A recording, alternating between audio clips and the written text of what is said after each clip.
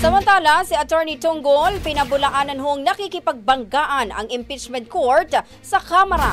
Si Brigada Ann Cortez sa detalye, i-brigada mo! Brigada Live Report. Itinanggi ni Senate Impeachment Court spokesperson Attorney Reggie Tonggol na nakikipagbanggaan sila sa Kamara o di kaya ay sa ibang panig. Paglilinaw niya, ang nais lang naman daw nila mula sa House Prosecution Panel, Defense Team at maging sa publiko ay lumahok ang mga ito sa proseso na may paggalang sa batas.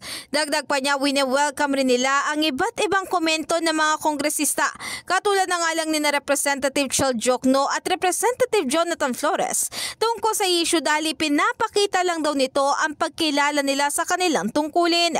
Matatandaan ayon kay Jokno, tila trap sa mababang kapulungan ang hiling ng impeachment court na maghain sila ng ikalawang sertipikasyon na interesado pa rin sila sa 20th Congress na ituloy ang paglilitis laban kay Vice President Sara Duterte. Samantala ayon kay Flores, naniniwala siyang hindi na sila dapat pang tanungin kung interesado pa sila bilang gagalaw at aaksyon naman sila base sa kanilang kagustuhan na ituloy ang impeachment proceedings. In the heart of changing lives, ako si Brigada Ann Cortez. Brigada Balita Nationwide. Ang bahaging ito ay hatid sa atin ng Yummy-Vit ES3 Syrup. Simulang tuparin ang pangarap ng iyong anak. And starting now,